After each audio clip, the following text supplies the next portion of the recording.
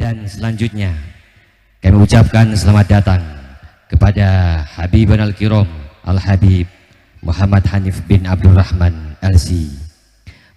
Dan dengan kedatangan beliau mudah-mudahan semakin mendapatkan keberkahan dalam acara pada malam hari ini.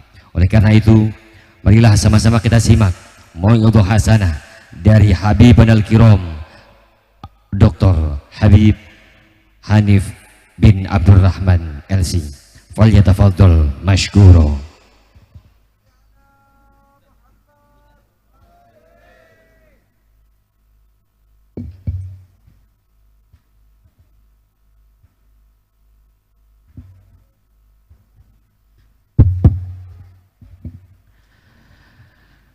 Assalamualaikum warahmatullahi wabarakatuh.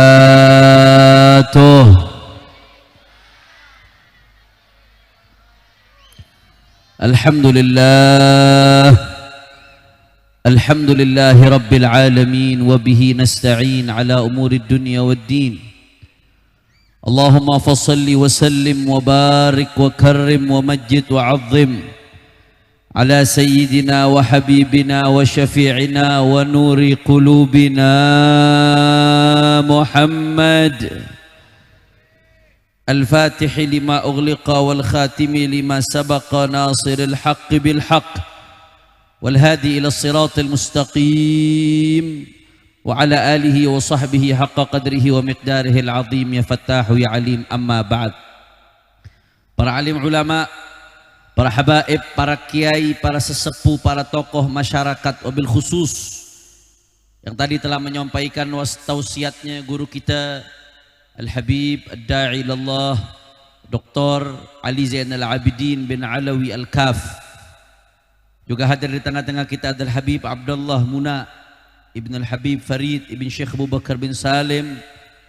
Juga ada Habibana Habib Fakhri Ibn Hamid Al-Nagib Ibn Syekh Abu Bakar bin Salim. Tidak lupa pula Ustaz Sulaiman. Dan juga yang saya hormati Haji Agus Muhammad Rizki, Muhammad Akbar Sirah Salim, Bapak Muhammad Ridho Mawi Baldawi yang menjadi suksesor acara pada malam hari ini. Mudah-mudahan insya Allah kita doakan para ulama kita, para guru-guru kita, para asatid kita, Allah panjangkan nomornya, Allah sehatkan badannya, semuanya dijaga zahir batinnya, dimenangkan perjuangannya. Amin ya Rabbal. Dan salam penghormatan yang paling istimewa saya hadiahkan kepada hadirin hadirat, muslimin muslimat, mukminin mukminat yang hadir pada malam hari ini. Semua angkat tangannya, kita minta sama Allah, mudah-mudahan tidaklah kita keluar dari tempat ini kecuali semua dosa kita diampuni oleh Allah. Yang sakit Allah angkat penyakitnya, Allah sehatkan badannya. Semua yang hadir dilapangkan rezekinya, diberkahi kehidupannya. Amin ya Rabbal. Banyak orang maturah, Masya Allah, derma beres.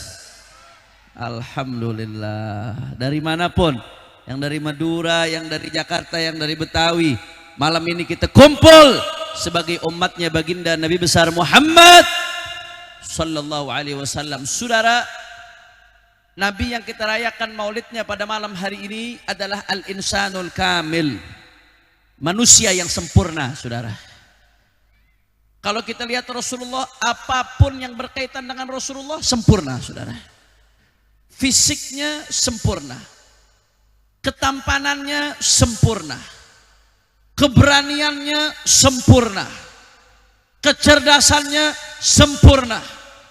Anda tidak akan pernah menemukan manusia yang lebih sempurna dan lebih hebat daripada baginda Nabi besar Muhammad Sallallahu Alaihi Wasallam. Dan di antara bentuk kesempurnaan Nabi, saudara, beliau sempurna sebagai seorang muallim, guru, pengajar, pendidik. Anda tidak menemukan dan tidak akan pernah menemukan seorang guru untuk manusia umat, pengajar, pendidik yang lebih hebat daripada baginda Nabi besar Muhammad sallallahu alaihi wasallam. Saking luar biasanya kita punya Nabi, saudara. Sebagai seorang guru, pengajar, pendidik, sampai-sampai satu, Allah sendiri yang mengatakan dalam Al-Quran, faqala ta'ala a'udzu billahi minasyaitonir rajim, huwallazi ba'atsa fil ummiyina rasulan minhum yatlu 'alaihim ayatihi wa yuzakkihim wa yu'allimuhumul kitaba wal hikmah wa in kanu min qablu lafi dhalalin mubin. Shadaqallahul azim. Apa kata Allah Ta'ala, saudara? Ketika menggambarkan diutusnya baginda Nabi besar Muhammad sallallahu alaihi wasallam, kata Allah Ta'ala, Nabi Muhammad itu diutus yatlu alaihim ayatihi, untuk membacakan kepada umat ayat-ayatnya Allah. Nggak sampai di situ, wa yuzakkihim, dan untuk mensucikan umat. Sebagian ulama tafsir menjelaskan ayyuzakkihim min danasut tiba', untuk mensucikan umat dari karakter yang buruk, supaya berubah karakternya menjadi baik berkat pensucian yang dilakukan oleh baginda Nabi besar Muhammad sallallahu alaihi wasallam. Dan nggak sampai di situ, saudara. Yang paling penting, yang terakhir, mahallu syahid, wa yu'allimuhumul kitaba wal hikmah. Kata Allah Ta'ala, kita punya Nabi diutus untuk yu'allim, ngajar. Apa yang diajarkan kepada umat? Alkitab, Al-Quran. Yang selanjutnya al-hikmah, ay al-ilmin nafi', ilmu yang bermanfaat, saudara. Artinya apa? Allah menegaskan secara eksplisit, kita punya Nabi diutus untuk mengajarkan kepada umatnya kandungan Al-Quran, ilmu yang bermanfaat, supaya umat menjadi tahu mana yang baik, mana yang buruk, mana yang benar, mana yang salah, mana yang hak, mana yang batil. Karena itulah diutus baginda Nabi besar Muhammad sallallahu alaihi wasallam. Kira-kira sampai sini jelas atau tidak? Jelas atau tidak? Ini setahu saya orang rorotan demen sholawat, kok disebutin nama Nabi yang sholawat dikit nih, saudara. Allahumma sholli ala Muhammad. Hati-hati, sholawat gampang. Sholawat gampang. Saking gampangnya sholawat, saya mau tanya, butuh wudhu atau tidak? Enggak. Sholawat butuh biaya enggak? Butuh tenaga enggak? Butuh mikir enggak kalau mau sholawat? Enggak butuh, saudara. Saking gampangnya. Tapi meskipun sholawat begitu gampang, Allah kasih pahalanya besar, luar biasa. Dalam hadis sahih Rasulullah mengatakan, man shalla alayya salatan wahidah sallallahu alaihi biha asyra. Satu salawat kita baca untuk Nabi, Allah Ta'ala memberikan kepada kita 10 salawat. Salawat dari Allah buat hamba adalah rahmat dari Allah buat hamba. Luar biasa. Kita salawat, Allah balas salawat dari Allah buat kita. Kata Imam Haddad, jangankan 1 salawat dibalas dengan 10. Andai seumur hidup kita nih Pak Bu, 1 kali saja kita dapat sholawat dari Allah, 1 kali saja dalam seumur hidup kita, 1 rahmat kita dapat dari Allah, itu kata Imam Haddad udah cukup buat seumur hidup kita, saudara. Apalagi setiap 1 sholawat yang kita baca, Allah berikan 10 rahmat buat kita. Makanya kata Abu Yazid Muhammad bin Ali al-Maliki, sholawat gampang tapi pahalanya besar, sehingga tidak akan digerakkan lisannya untuk sholawat kecuali orang-orang pilihan Allah yang mendapatkan taufik dari Allah. Maka mulai malam hari ini, jadikan diri-diri Anda termasuk orang-orang yang Allah pilih. Gerakan lisannya, semarakkan sholawat ketika mendengar nama Nabi Muhammad. Allahumma sholli ala Muhammad. Allahumma sholli ala Muhammad. Andai kata kita nggak dapat apa-apa dari majelis maulid kecuali perubahan dalam hal ini, lakafa, udah cukup, saudara. Jelas atau tidak? Jadi tadi saya menjelaskan di ayat yang pertama bahwasanya Allah mengutus Nabi untuk mengajarkan nggak sampai di situ. Yang kedua, di dalam sebuah hadis yang diriwayatkan oleh Al-Imam Ibnu Majah dari sahabat Abdullah ibnu Amr ibn al-As radhiyallahu anhuma, beliau meriwayatkan bahwasanya suatu saat Nabi keluar dari rumahnya masuk ke dalam masjid. Begitu Nabi masuk ke dalam masjid, saudara, fawajada halaqatain. Nabi mendapatkan ada 2 perkumpulan di dalam masjid. Perkumpulan yang pertama, fayaqra'unal Qur'an wa yad'un Allah. mereka sedang baca Quran dan doa minta sama Allah. Perkumpulan yang kedua saudara, yu'allimun wa yata'allamun, mereka sedang menjalankan proses belajar mengajar. Singkat cerita, kita punya Nabi masuk ke dalam masjid, Nabi lihat dua kumpulan tersebut. Apa kata Nabi saudara? Kullun ala khair. Kata Nabi dua-duanya bagus, dua-duanya baik. Nabi tunjuk pakai isim isyarah. Amma haula, adapun mereka kelompok yang pertama, fayad'unallah wa yaqra'unal Qur'an, mereka doa, mereka baca Quran. Insya'a a'tahum wa insya'a mana'ahum. Kalau Allah berkehendak, Allah berikan kepada mereka. Kalau Allah enggak berkehendak, Allah enggak berikan kepada mereka. Tapi amma haula, Nabi tunjuk kelompok yang kedua. Apa yang dilakukan kelompok kedua? Fayu'allimun wa yata'allamun. Kelompok kedua sedang menjalankan proses belajar mengajar. Saudara, melihat kelompok tersebut, bagaimana respon Nabi saudara? Nabi mendeklarasikan dirinya. Kata Nabi Muhammad, innama bu'ithu mu'alliman.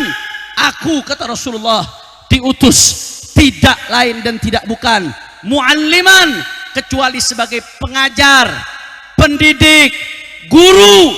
Itulah baginda Nabi besar Muhammad sallallahu alaihi wasallam. Orang rorotan kira-kira sampai sini jelas apa kagak? Jelas apa kagak? Jawab yang kompak. Berarti Nabi menyatakan dirinya diutus sebagai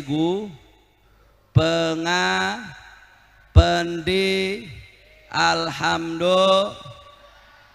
Enggak sampai di situ saudara.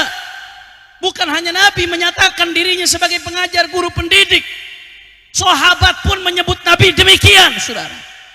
Kali ini hadisnya diriwayatkan oleh Imam Muslim di dalam sahihnya dari sahabat Muawiyah ibn al-Hakam as-Sulami radhiyallahu an. Suatu saat Pak Bu, sahabat Muawiyah ibn al-Hakam as-Sulami lagi sholat, jadi makmum di belakangnya Rasulullah sallallahu alaihi wasallam. Ketika beliau sholat jadi makmum di belakang Nabi, ketika itu ada orang yang bersin, bangkis saudara. Ada satu sahabat yang jadi makmum bersin bangkis sama sahabat Muawiyah bin al-Hakam as-Sulami radhiyallahu an. Yang bangkis tadi dijawab, yarhamukallah, mudah-mudahan kamu dirahmati oleh Allah. Saya mau tanya, lagi sholat ngajak orang ngomong, batal atau tidak? Batal. Dalam sholat itu nggak boleh ada lawan bicara, khitab, kecuali kepada Allah wa Rasuluh, kepada Allah sama Nabi Muhammad SAW. Nabi Muhammad manusia saudara. Tapi kalau kita sholat lagi nyembah Allah, nggak menjadikan Nabi lawan bicara, sholat kita nggak sah. Karena dalam sholat kita wajib menyatakan assalamu alaika ayyuhan nabiyyu wa rahmatullahi wa barakatuh. Saudara, sahabat tadi ngomong sama yang bersin, yarhamukallah, mudah-mudahan kamu dirahmati oleh Allah. Gara-gara beliau ngomong ketika sholat, apa kata beliau? Faramanil qaumu bi absarihim. Akhirnya itu sahabat-sahabat yang lain rame-rame ngelirik saudara. Kalau kata kita, ini siapa yang ngomong nih? Ngelirik. Maksudnya ngasih isyarat, jangan ngomong lagi sholat. Sahabat Muawiyah bin al-Hakam merasa dirinya dilirik, bukannya beliau diam malah ngomong lagi. Kata beliau, wasukla ummiyah, ma balukum tanduruna ilayya. Kalau bahasa kitanya, ini ada apa nih aneh dilihatin begini nih? Ini lagi sholat kenapa ente pada ngeliatin aneh? Itu bahasa kitanya tuh. Jadi beliau malah komplain, kenapa saya dilihatin? Sebagian sahabat sampai fayadribu nabi afkhadihim, sampai mukul pahanya, ngasih isyarat, diem, jangan ngomong, diem, ini lagi sholat. Saudara, singkat cerita, akhirnya beliau terdiam, selesailah sholat, geger masjid ketika itu saudara. Selesai itu, sahabat yang tadi ngomong ketika sholat dipanggil oleh Rasulullah sallallahu alaihi wasallam. Ketika beliau dipanggil Nabi, mungkin bayangannya bakal diomelin sama Nabi, bakal dibentak sama Nabi. Ngomong lagi sholat saudara. Tapi ternyata apa yang terjadi? Begitu dipanggil sama Nabi saudara, Nabi bicara dengan sahabat tadi dengan lemah lembut, dengan penuh kasih sayang. Apa kata Rasulullah sallallahu alaihi wasallam? Inna hadhihi salah la yasluh fiha syai' min kalamin nas. Innama hiya tasbihun wa takbirun wa tilawatu Quran. Kata Nabi Muhammad, ini yang namanya salat, nggak boleh bicara sama manusia. Salat itu isinya tasbih, salat itu isinya takbir, salat itu isinya baca Quran. Kalau lagi sholat nggak boleh ngomong sama manusia. Saya mau tanya orang-orangan, jawab yang kompak. Nabi Muhammad, cara beliau mendidik sahabatnya indah atau tidak? Orang kompak, orang semangat, indah atau tidak? Lembut atau tidak? Itu saking indahnya cara Nabi mendidik, saudara. Sampai-sampai sahabat tadi terpesona, kagum, terpukau. Beliau mengucapkan kata-kata yang dicatat oleh tinta emas sejarah. Apa kata sahabat tadi? Wallahi ma ra'aitu mu'alliman qablahu wala ba'dahu ahsan ta'liman min Rasulillah sallallahu alaihi wasallam ma kaharani wala syatamani wala darabani. Sallu ala Nabi Muhammad. Sahabat tadi mengatakan, demi Allah, aku nggak ngelihat muallim, guru, pengajar, pendidik yang lebih indah pendidikannya dari baginda Nabi Muhammad. Maka harani, Nabi nggak bentak saya, wala syatamani, Nabi nggak hina saya, wala darabani, Nabi nggak mukul saya. Sallu ala Nabi. Masya Allah. Jawab yang jujur. Kalau begitu jawab yang kompak. Nabi sebagai guru sempurna atau tidak? Nabi sebagai pengajar sempurna atau tidak? Nabi sebagai pendidik sempurna atau tidak? Apa ada guru, pengajar, pendidik yang lebih hebat dari Nabi? Takbir. Sallu ala Nabi.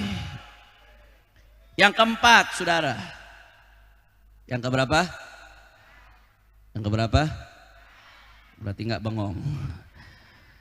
Yang keempat, salah satu tolok ukur, indikator, standar, tanda kesuksesan seorang guru kalau muridnya sukses. Murid sukses tanda berarti gurunya betul tidak? Setuju? Contoh, Abuya Sayyid Muhammad ibn Alwi ibn Abbas al-Maliki al-Hasani radhiyallahu an. Abuya Sayyid Muhammad, beliau bukan hanya seorang alim, tapi juga seorang guru. Dan beliau sebagai guru sukses. Jangankan abuyanya, murid-muridnya aulia, ulama, solihin. Bukan cuma ulama, aulia, ulama, solihin, saudara. Murid-muridnya Abuya sukses, berarti beliau sebagai seorang guru setuju? Setuju? Coba kalau standar ini kita terapkan pada Rasulullah SAW. Rasulullah sebagai seorang guru, siapa muridnya Nabi Muhammad? Muridnya Nabi Muhammad, Anda mau tahu saudara? Sayyidina Abu Bakar As-Siddiq, Sayyidina Umar bin Al-Khattab, Sayyidina Uthman bin Affan, Sayyidina Ali bin Abi Talib radhiyallahu anhum. Belum lagi sahabat-sahabat lain, baqiyatul ashril mubasysyirin bil jannah, Sa'dun Sa'id bin Auf, Talhatun wa Abu Ubaidatin wa Zubairun sadatun ghuraru. Belum lagi wa Hamzatun wa kadal Abbas sayyiduna wa najluhul habru man zalat bihil ghiyaru. Belum lagi Sayyidina Abu Hurairah, Sayyidina Abdullah bin Mas'ud, Sayyidina Abdullah bin Abbas, Sayyidina Abdullah bin Umar, Sayyidina Zaid bin Thabit, Sayyidatuna Aisyah radhiyallahu anha, dan masih banyak sahabat lainnya, saudara. Murid-murid Rasulullah, orang-orang yang luar biasa. Mereka tinggal di Mekah, Madinah. Mekah, Madinah, Bapak Ibu, dikelilingi padang pasir. Tapi meski demikian, mereka bisa membawa cahaya Islam menyebar ke seluruh dunia. Sampai-sampai di tangan para sahabat Nabi, Persia tunduk, Romawi tunduk. Para sahabat Nabi membuat bergetar dunia, saudara. Murid-muridnya saja seperti ini. Bagaimana dengan gurunya Sayyiduna Muhammad? Allahumma salli ala Muhammad. Allahumma salli ala Muhammad. Gak bakal ada. Saya tegaskan wallahi demi Allah, sejarah tidak pernah mencatat dan tidak akan pernah mencatat siapapun guru untuk umat manusia yang lebih hebat dan lebih gagah dan lebih istimewa, lebih sempurna daripada baginda Rasulullah. Makanya kalau mau bahas ini, wah gak bakal selesai, saudara. Gak bakal rapi. Ini baru satu sisi yang berkaitan dengan Nabi, saudara. Sisi beliau sebagai pengajar, pendidik, guru. Ini baru satu sisi, Bapak Ibu sekalian. Ya sampai-sampai kalau mau bahas ini nih, semalam, 2 malam, seminggu nggak selesai. Abuya Sayyid Muhammad bin Alwi al-Maliki Syekhu Masyayikhina sampai nulis kitab, satu kitab judulnya Usul At-Tarbiyah An-Nabawiyah. Satu kitab khusus cuma bicara soal sosok Nabi sebagai seorang pendidik, saudara. Ada seorang ulama namanya Al-Allamah Syekh Abdul Fattah Abu Ghuddah, ahli hadis, murid gurunya Sayyidul Walid Al-Habib Rizik ketika di Saudi, saudara. Jadi Sayyidul Walid selain ke Abuya ngambil ilmu, ngambil sanad juga kepada Syekh Abdul Fattah Abu Ghuddah, guru hadis beliau ketika di Saudi, saudara. Syekh Abdul Fattah Abu Ghuddah sampai nulis satu kitab judulnya Ar-Rasulul Muallim wa Asalibuhu fit Ta'lim. Nabi sebagai seorang pendidik, pengajar, guru, dan bagaimana pola pendidiknya baginda Nabi Muhammad SAW. Nggak akan selesai, nggak akan beres kalau kita mau bicara tentang Rasulullah. Ini baru satu sisi. Bagaimana dengan sisi-sisi lain yang berkaitan dengan Nabi? Makanya nih malam kita Maulid Akbar, perayaan Maulid Rasulullah bersama Majelis Syababul Mustafa. Kalau kita mau bicara tentang keistimewaan Nabi, jangankan satu malam ini, saudara, seumur hidup kita gunakan untuk menggambarkan keistimewaan Nabi, tidak akan pernah selesai, saudara. Makanya ulama-ulama dulu pada akhirnya sampai kepada pengakuan.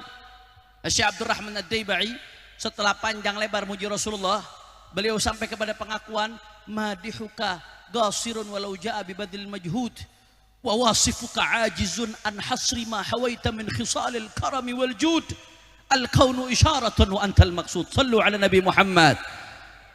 Syekh Abdurrahman Daibai Pak Abu setelah panjang lebar muji Nabi, pada akhirnya beliau mengatakan, ya Rasulullah, orang yang memujimu nggak akan pernah bisa maksimal ya Rasulullah, walaupun dia kerahkan segala kemampuan yang dia miliki. Orang yang menyifatimu ya Rasulullah nggak akan pernah betul-betul maksimal menyifatimu ya Rasulullah, bagaimanapun upaya yang dia lakukan. Kenapa? Al-kaunu isyarah, karena alam semesta adalah isyarah. Poros utamanya adalah Sayyiduna wa Maulana Muhammad sallallahu alaihi wasallam. Jangankan malam ini, saudara, air laut dijadikan tinta untuk menggambarkan kesempurnaan Nabi, nggak akan pernah selesai, ibadallah.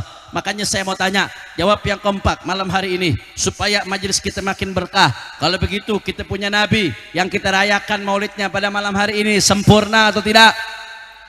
Kurang kompak, kurang semangat, sempurna atau tidak? Kita punya Rasul, sempurna atau tidak? Apa ada yang lebih sempurna dari Nabi?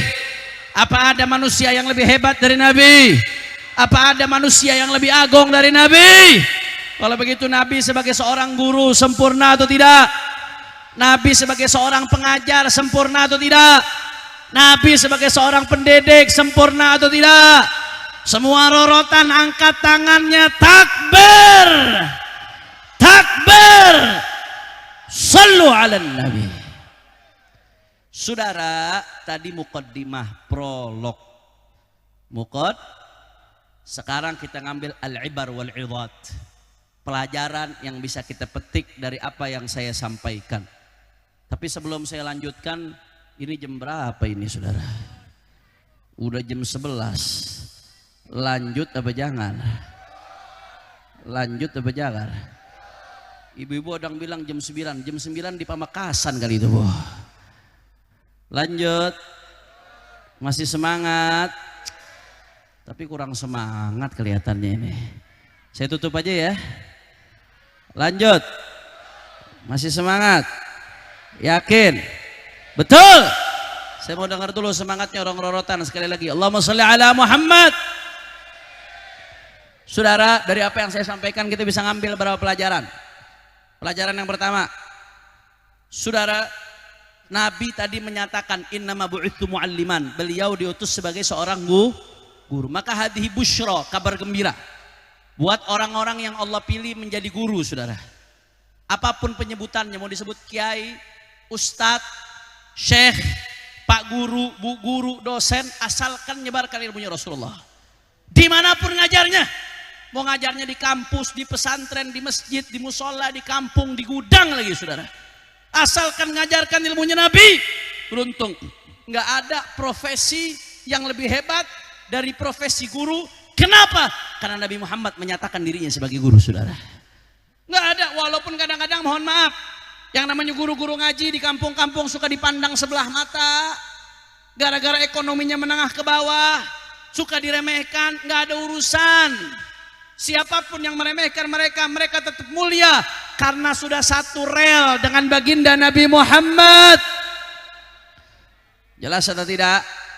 Di sisi lain, ini peringatan buat umat. Nabi Muhammad menyatakan dirinya sebagai guru. Berarti Anda umatnya Nabi semakin memuliakan guru, berarti semakin memuliakan baginda Nabi Muhammad sallallahu alaihi wasallam. Karena guru adalah mata rantai kita menuju Rasulullah. Rasulullah wafat 1400 tahun lebih yang lalu. Tapi kita nggak akan selamat kecuali kalau ngikutin Rasulullah. Maka dari mana kita ngikutin Rasulullah kalau bukan melalui para guru, saudara? Maka berarti umat semakin memuliakan Nabi, semakin memuliakan guru. Dan gak sampai di situ, saudara. Di sisi lain ini peringatan buat pemerintah. Pemerintah wajib lebih perhatian kepada guru. Baik yang di umum atau yang di swasta atau yang di negeri, saudara, yang dimanapun mereka sama berjasa. Pemerintah wajib lebih perhatian kepada para guru, saudara. Jangan mohon maaf, memang ya di satu sisi saya setuju, yang namanya guru harus ikhlas, betul atau tidak? Tapi jangan lupa guru juga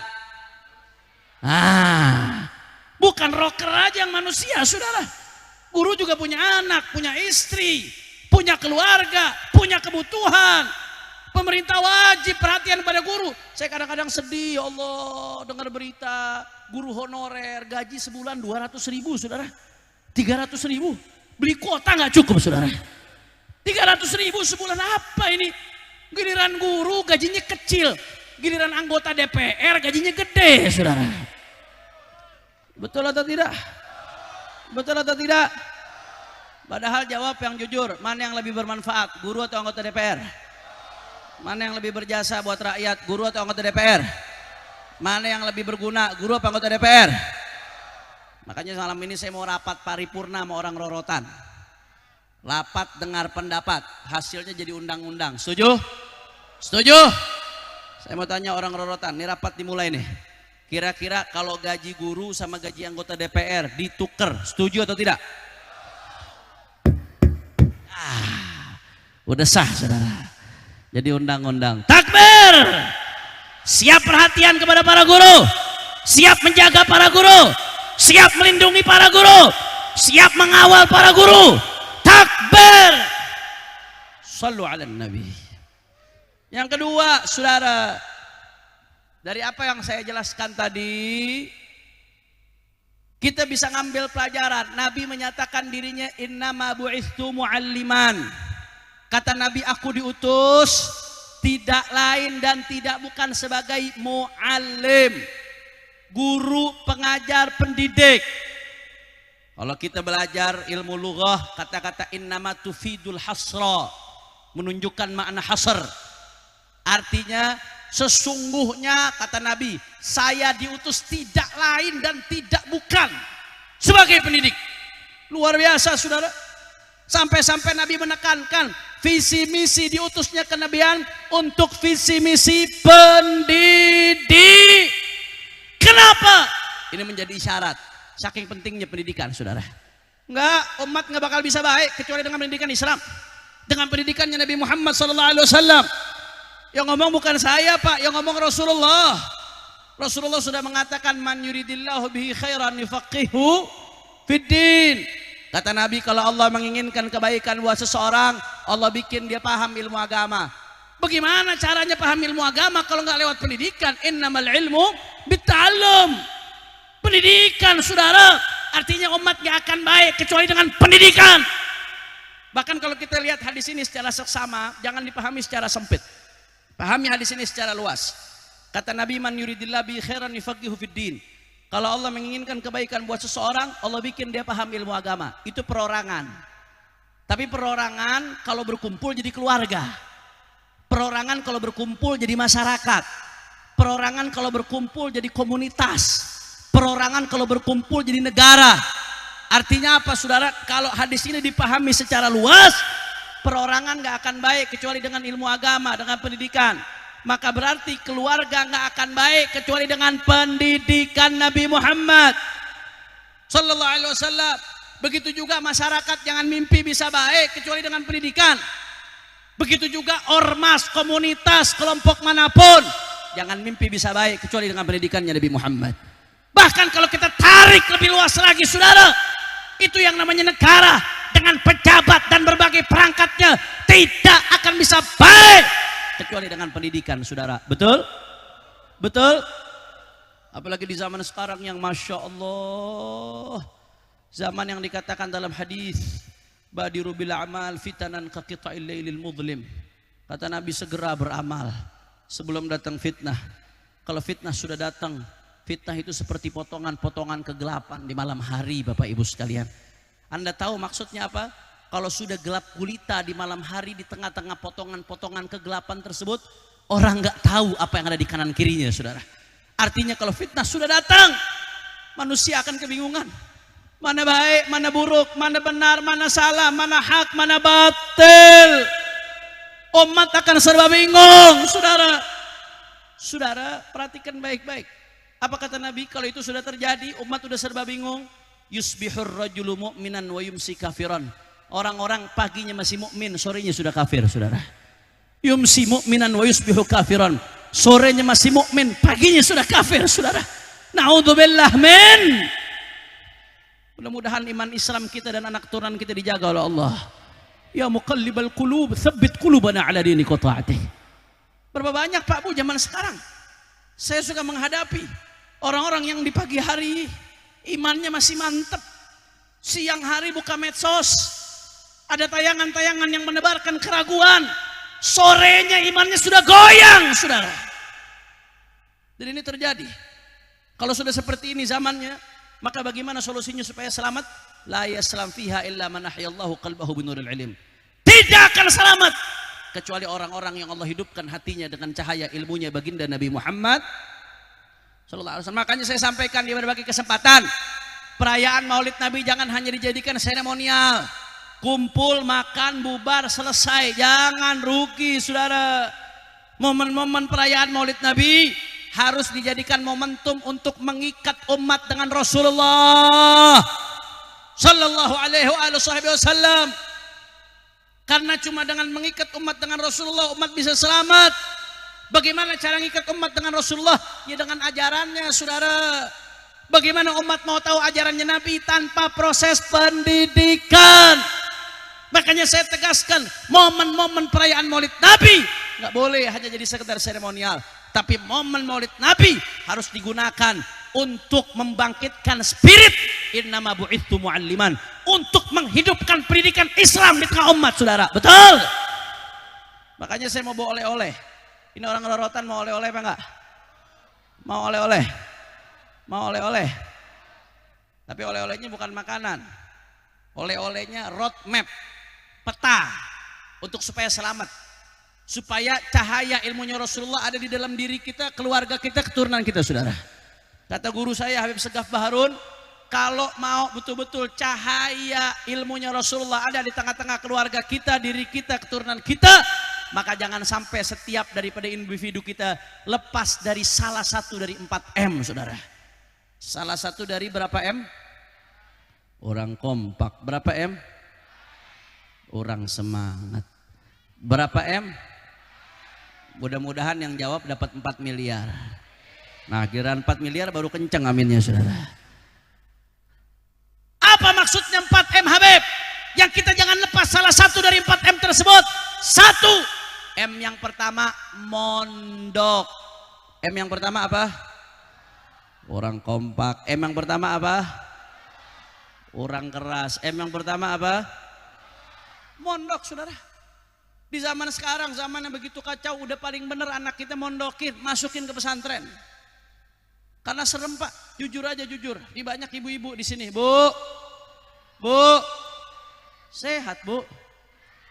Ibu-ibu yang jawabnya kompak, yang dengerin ceramah khusus, saya doain panjang umur, sehat walafiat, makin disayang sama suami. Tapi ibu-ibu yang saya lagi ceramah ngobrol, apalagi main HP, saya doain suaminya kawin 3. Amin. Amin. Oh, nggak berani amin ibu-ibu. Bu, Bu, Saya mengajak ibu-ibu jujur, jawab yang jujur. Anak-anak kita kalau di rumah kerjaan yang dipegang apa? Bangun tidur yang dipegang, mau sholat yang dipegang, selesai sholat yang dipegang. Begitu di kelas, badannya di depan guru, otaknya ada di dalam. Lagi duduk sama orang tua megang, mau makan megang, sendok bu. Masa makan megang HP, ngerobok kuah pakai HP ya saudara. HP, anak kita 24 jam dijilin HP sekarang saudara. Saya kadang-kadang ya Allah ngeri Pak Bu, ini anak-anak kita di masa pertumbuhan, masa pembentukan karakter, masa pembentukan mindset, masa pembentukan jati diri. Guru anak-anak kita bukan lagi bapaknya.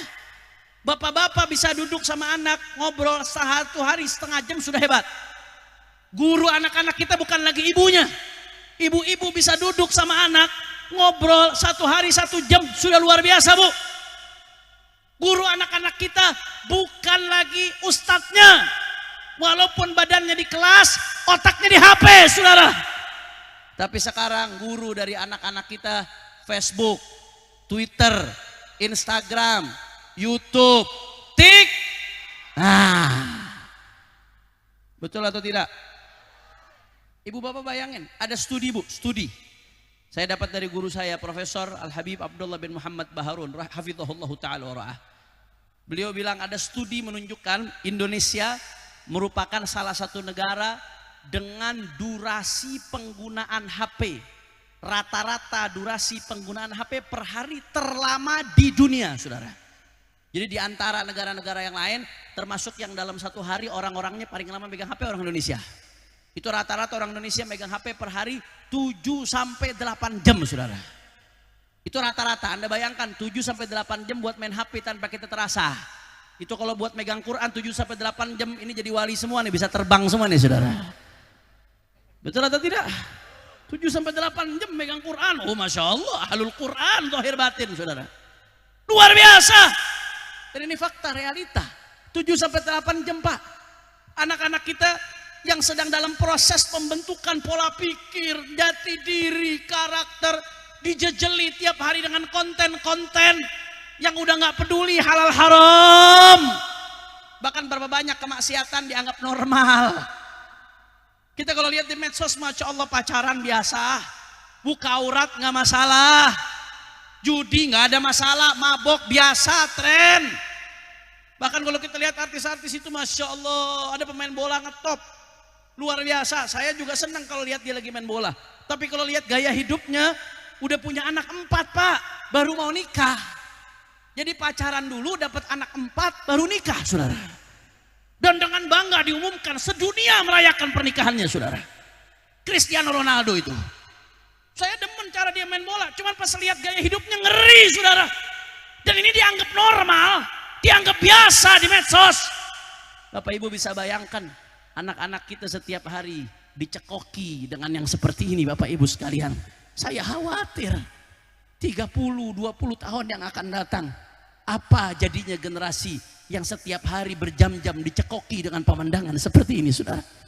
Ya Allah, kita masih bisa duduk di sini, Bapak Ibu sekalian, berkat didikan orang-orang tua kita. Kita masih percaya barakah, saudara. Tapi anak-anak kita yang saat ini dicekoki setiap hari oleh medsos, saya khawatir nggak ada lagi duduk seperti ini, saudara. Makanya di tengah kegelapan yang luar biasa menakutkan, alhamdulillah ada secercah cahaya, Bapak Ibu sekalian. Pondok pesantren jadi solusi alternatif untuk masalah yang dihadapi anak-anak kita. Begitu anak-anak kita masuk ke pondok pesantren, alhamdulillah, yang pertama dilakukan, anak dipisahkan dulu dari barang yang namanya handphone. Bukan supaya dia nggak ikut perkembangan zaman, bukan, tapi supaya dia bisa tumbuh secara original, secara asli, dengan didikan dari guru-gurunya. Nanti kalau sudah karakternya terbentuk dengan baik, mau megang HP silahkan. Anak-anak kita di pesantren, Masya Allah, jam 3 anak Bapak Ibu sudah dibangun di pesantren, tahajud dia lagi doakan orang tuanya, saudara. Sholat 5 waktunya diperhatikan berjamaah, zikirnya diperhatikan, sampai ucapan anak-anak kita di pesantren dikontrol, Pak. Perilakunya, akhlaknya dididik. Ketika anak-anak di luar sibuk megang HP, anak-anak bapak ibu di pesantren tangannya sibuk megang Al-Quran. Allahumma sholli ala Muhammad. Makanya saya katakan Bu Pak, berapapun Anda mau bayar, itu para guru-guru, para ustadz-ustadz yang mengajar anak-anak di pesantren, yang mendidik anak-anak kita, para kiai, saudara, berapapun Anda mau bayar, tidak akan pernah bisa balas jasa mereka, saudara. Betul atau tidak? Makanya hati-hati. Guru saya Profesor Habib Abdullah Baharun mengatakan pesantren merupakan qal'at al-muslimin, qal'at Indonesia, benteng terkokoh untuk Indonesia dan umat Islam, saudara. Jangan kaget kalau saat ini ada yang berusaha menghancurkan citra baik pesantren, karena mereka sadar kalau mau menghancurkan Indonesia harus hancurkan pesantren, karena pesantren benteng. Begitu bentengnya hancur, di dalamnya akan hancur, saudara. Hati-hati Bapak Ibu sekalian, ini ada upaya. Kita bisa lihat di medsos, ada 1-2 aja kesalahan pesantren. Oknum pesantren ada 1-2 bikin kesalahan, pelecehan seksual lah atau apa, itu beritanya akan diangkat terus Pak, seolah-olah pesantren itu isinya orang-orang cabul, seolah-olah pesantren isinya penyimpangan seksual, pelecehan seksual, pesantren isinya bully. Ini yang sekarang lagi rame di medsos, pesantren akan digambarkan sebagai tempat feodalisme, perbudakan modern.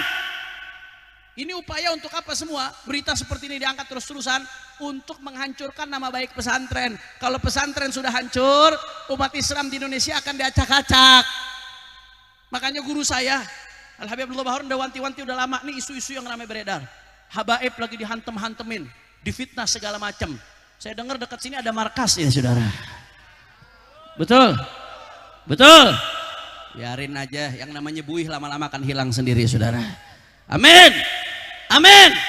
Saya kaget dekat markas PWI kok ramai banget umat yang hadir nih.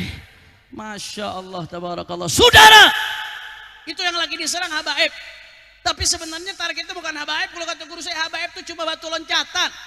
Kalau umat sudah dibiasa bikin kurang ajar dengan habaib di medsos, besok begitu terjadi sesuatu, mereka akan caci maki kiai, saudara. Mereka akan caci maki pesantren, ujung-ujungnya itu. Dan hari ini terjadi, saudara. Begitu pondok pesantren Al-Khazini di Sidoarjo Buduran, terjadi rubuh. 60 santri lebih meninggal dunia. Mudah-mudahan yang meninggal semuanya Allah terima sebagai syahid, saudara. Kita berduka cita, kita sedih. Dan ini musibah. Tapi saudara, oleh sebagian orang dimanfaatkan untuk menghantam pesantren, untuk menghajar pesantren. Sekarang netizen udah nggak ragu-ragu untuk menghina kiai, mencaci maki kiai. Kenapa? Karena sudah dilatih sebelumnya untuk menghina habaib, mencaci maki habaib, saudara. Betul atau tidak? Targetnya bukan habaib, habaib cuma batu loncatan. Habis itu yang dihantam kiai, habis itu yang dihantam lurah, habis itu yang dihantam pesantren. Ujung-ujungnya yang akan dihantam Islam dan Indonesia, saudara. Makanya hati-hati. Saya sudah sampaikan ini. Kurang lebih 3 bulan lalu, saya bertemu dengan Bapak Menteri Agama Republik Indonesia, Bapak Profesor Dr. Nasaruddin Umar. 2 pertemuan Pak saya ketemu. Pertemuan pertama saya menemani Sayyidil Walid Al-Habib Muhammad Rizik bin Husain bin Syihab. Mudah-mudahan beliau dijaga oleh Allah Ta'ala. Bersama rombongan Markas Syariah di rumah Bapak Menteri Agama. Pertemuan kedua, saya bertemu beliau menemani guru saya Profesor Dr. Abu Al-Habib Abdullah bin Muhammad Baharun bersama sahabat saya Dr. Habib Ali Al-Kaf. Ada di rombongan itu juga Buya Yahya, Dr. Habib Hasan Yufri dan lain-lain, saudara. Saya sampaikan kepada Pak Menteri Agama, Pak Menteri mohon maaf, ini saat ini ada upaya sistematis buat merusak pesantren. Pesantren mau dicitrakan buruk sedemikian rupa supaya umat lari dari pesantren. Bapak sebagai Kementerian Agama yang menaungi pesantren, kita butuh solusi. Dia mengakui, iya betul Habib, saya juga mencium adanya gerakan seperti itu. Padahal Bapak Ibu sekalian, andai ada 1-2 orang di pesantren yang jadi oknum, kita dukung. Kalau ada yang melakukan kejahatan, proses hukum seberat-beratnya, saudara. Setuju? Setuju? Karena selain dia melanggar aturan syariat, dia melanggar aturan negara, dia mencoreng nama baik pesantren. Gara-gara ulah dia, pesantren lain kena imbasnya, saudara. Dan yang kedua, memang ada oknum-oknum yang seperti itu, tapi jumlahnya berapa persen? 0,00000 sekian persen, saudara. Yang jauh di pesantren lebih banyak, yang soleh lebih banyak. Pesantren-pesantren yang mencetak penghafal Quran, tokoh bangsa, orang-orang baik, orang-orang bermanfaat jauh lebih banyak. kenapa yang buruk yang ingin dijadikan wajah pesantren? Betul atau tidak? Gak sampai di situ, saudara. Bahkan kalau kita mau bandingkan, tadi kan katanya pesantren diidentikan pelecehan seksual lah, bully lah, penyimpangan seksual lah. Kalau kita mau bandingkan, itu hal-hal seperti itu terjadi di luar jauh lebih parah, jauh lebih menakutkan, jauh lebih mengerikan. Kenapa pesantren yang dituduh, saudara? Betul atau tidak? Makanya hati-hati Bapak Ibu sekalian. Ayo sama-sama jaga anak-anak kita. Hidupkan pondok-pondok pesantren sebisa mungkin. Kalau bisa anak masukkan pondok pesantren, masukkan. Ke pondok pesantren Pak, anak gak harus jadi ulama. Jadi ulama itu bonus pilihan Allah. Tapi ke pondok pesantren, anak itu supaya ngerti agama. Jadi apapun dia kelak, politikus, pedagang, ekonom, saintis, orang-orangnya ahli sains, saudara, jadi apapun dia kelak, maka dia sudah ngerti ilmunya baginda Nabi Muhammad. Yang penting masukin anak kita di pondok-pondok pesantren Ahlus Sunnah. Jangan asal pondok pesantren, kota Habib Hanif masukin anak ke pondok pesantren, akhirnya dimasukin ke Az-Zaitun, saudara, Syekh Panji Gumilang. Jangan, Ahlus Sunnah, Ahlus Sunnah. Makanya saya mau tanya, ayo semuanya orang lorotan, jawab yang ngepak, siap hidupkan pondok pesantren? Kurang keras, kurang semangat, siap hidupkan pondok pesantren? Siap jaga pondok pesantren? Siap bela pondok pesantren? Siap dukung pondok-pondok pesantren?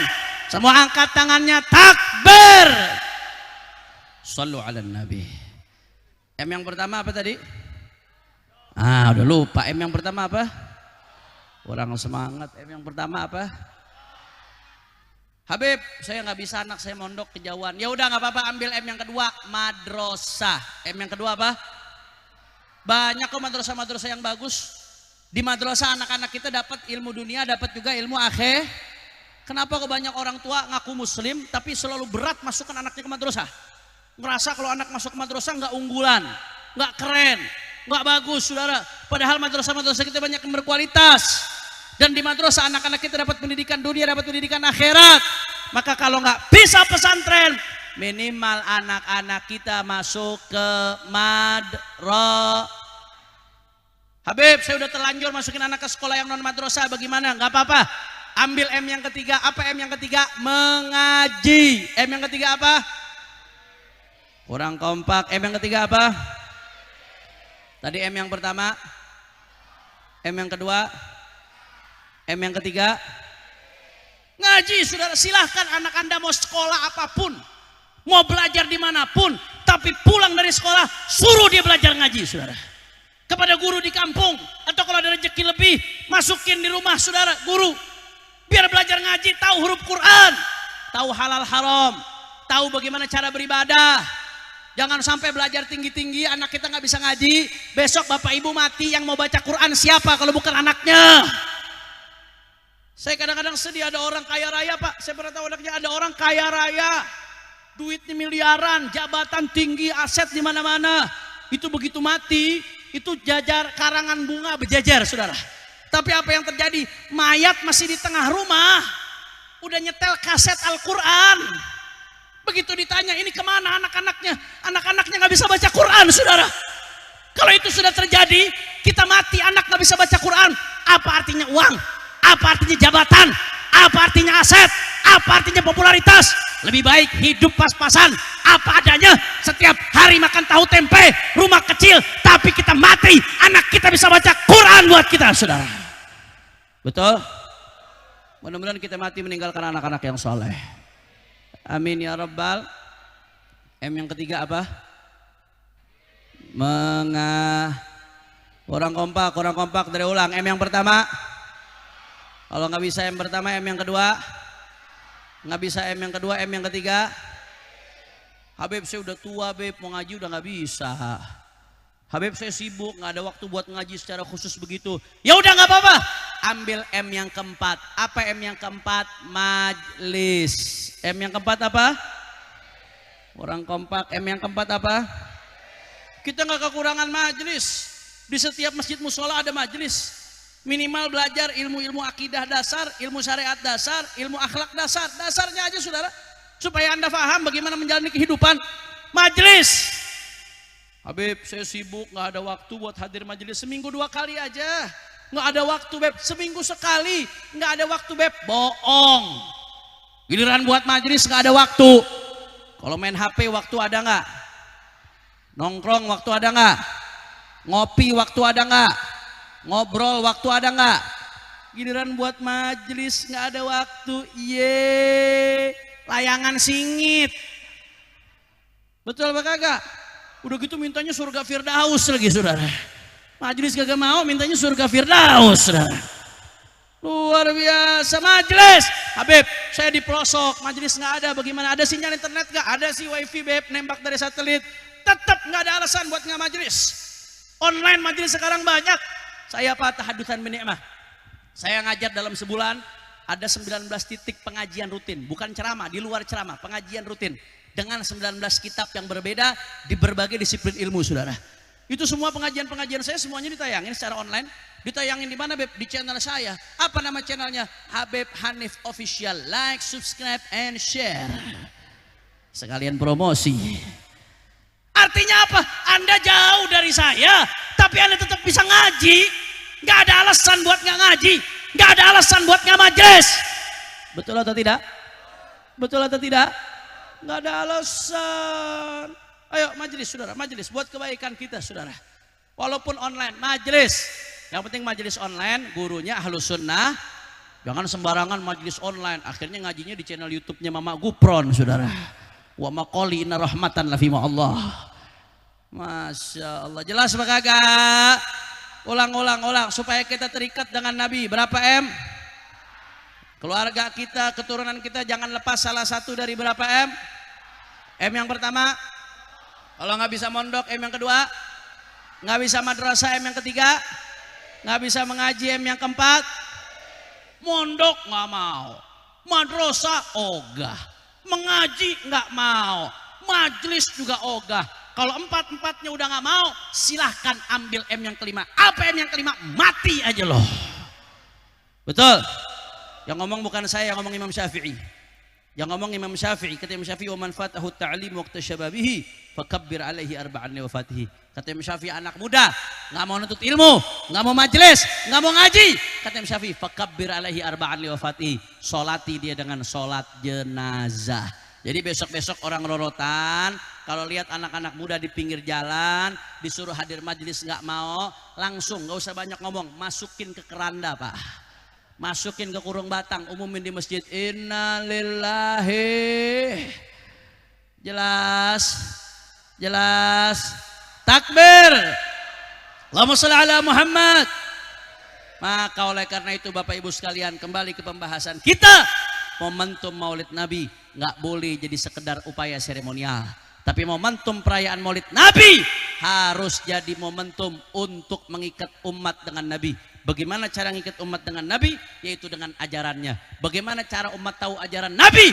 Harus melalui proses pendidik. Hidupkan pondok-pondok pesantren, ramaikan madrasah-madrasah, jangan lupa ngaji, ramaikan majelis-majelis taklim. Kalau 4M ini kita lakukan, maka setiap pribadi dari kita insya Allah sesuai dengan hadis Nabi akan menjadi pribadi yang baik. Kalau setiap pribadi sudah baik, maka keluarganya akan baik. Kalau setiap keluarga sudah baik, maka masyarakatnya akan baik. Kalau masyarakatnya sudah baik, maka negaranya akan baik. Semua bisa baik kalau betul-betul kita menjalankan pendidikannya baginda Nabi besar Muhammad. Makanya terakhir, jawab yang kompak, rorotan semua jawab yang kompak. Siap hidupkan pesantren, siap jaga pondok-pondok pesantren, siap hidupkan madrasah, siap ngaji, siap ramaikan majelis-majelis taklim.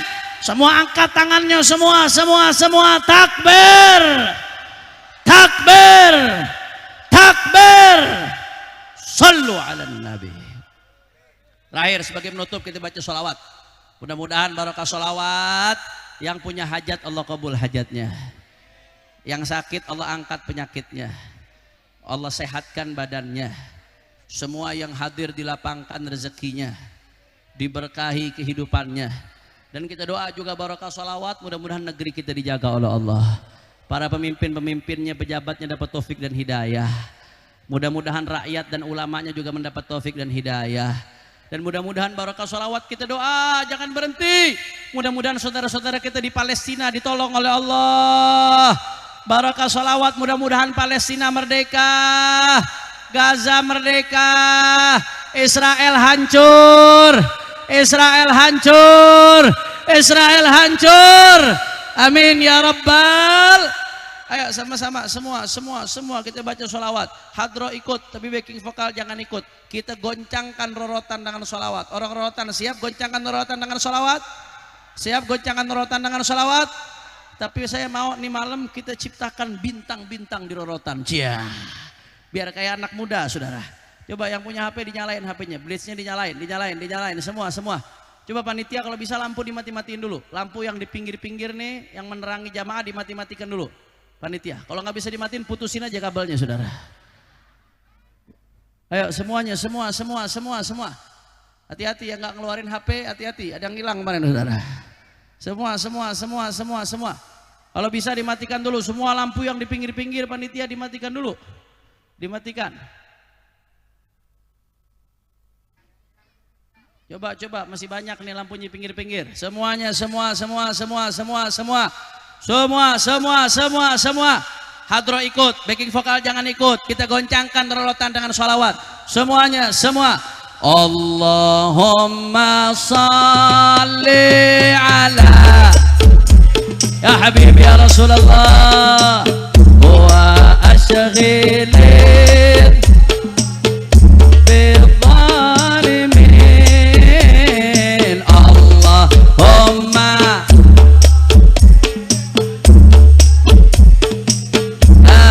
Muhammad wa ashghilin. Lebih kompak suaranya. Wa akhrijana min bainihim wa ala wa sahbihi ajma'in. Sallallahu ala nuril mubin Ahmadal ya Habib ya Rasulullah. Inna sallallahu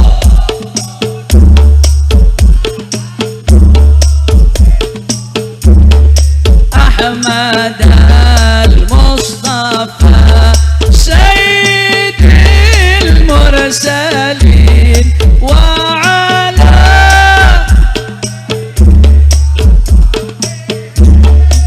ajma'in wa ala alihi wa sahbihi ajma'in. Allahumma salli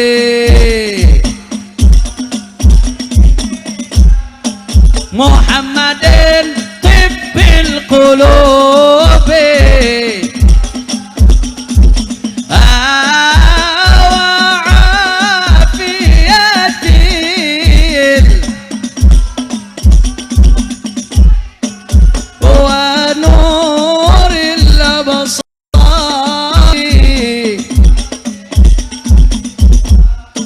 wa ala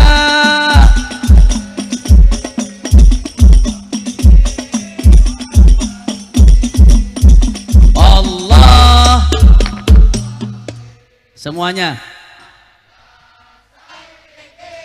Lampunya dimainkan. Ya Allah.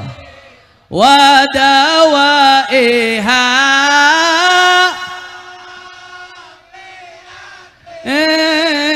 al-abdani wa shifaiha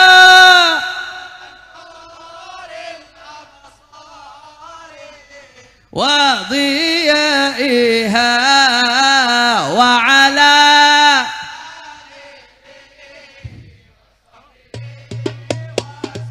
sekali lagi Allah ya Habib ya Rasulullah.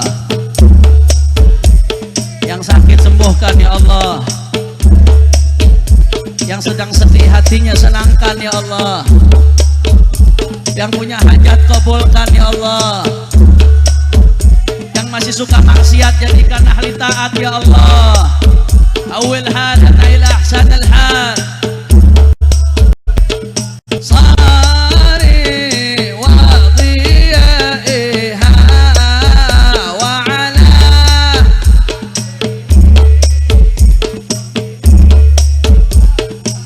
la ilaha illallah, la ilaha illallah, la ilaha illallah.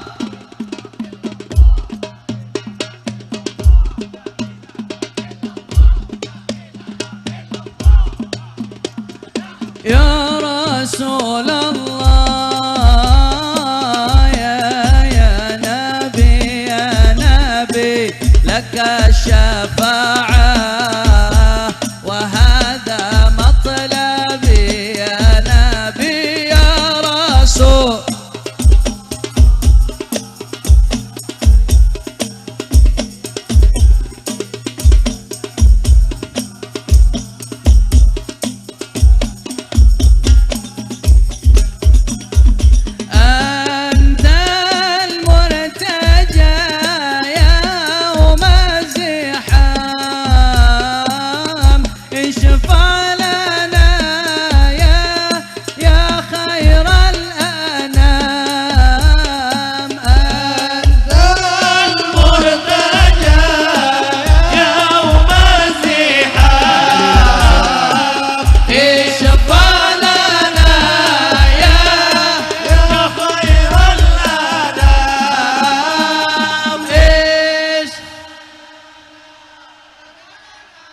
يا حبيبنا اشفع يا حبيبنا لك الشفاعة يا رسول الله يا نبي يا رسول الله يا حبيبي يا رسول الله وهذا مطلبي يا نبي يا رسول الله.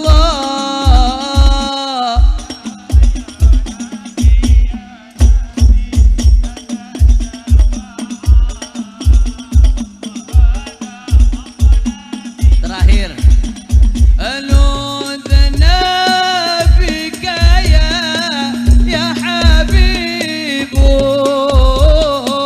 anta lil khalqi ya tabibu. عودنا بك يا حبيب أنت للخلق Sama-sama rorotan suaranya panggil Rasulullah. Ya habibana ishfa' lana ya habibana laka ya Rasulullah ya Nabi ya Rasulullah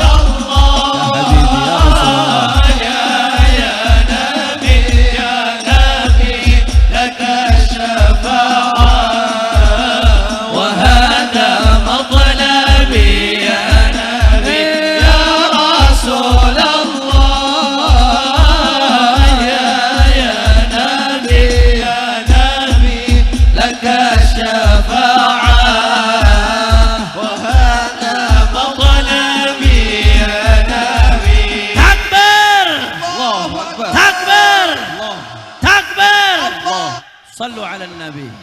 اللهم اجعل جمعنا هذا جمعا مرحوما وتفرقنا من بعده تفرقا معصوما ولا تجعل احدا فينا ولا منا ولا معنا شقيا ولا محروما ثم إلى روح خصوصا صاحب الحول الحبيب الإمام القطب علي بن محمد الحبشي وسلطان الأولياء سيد الشيخ القطب الصمداني الشيخ عبد القادر الجيلاني رضي الله عنهم وأصولهم وفروعهم خصوصا إلى الوالد عبد الرحمن بن فاضل بن يحيى ووالدينا ووالديكم وأمواتنا وأمواتكم وأموات المسلمين جميعا أن الله يتغشاهم بالرحمة والمغفرة ويدخلهم الجنة برحمته. Orang-orang tua kita yang sudah meninggal mudah-mudahan derajatnya diangkat oleh Allah, dosanya diampuni oleh Allah, kuburnya dijadikan taman-taman surganya Allah.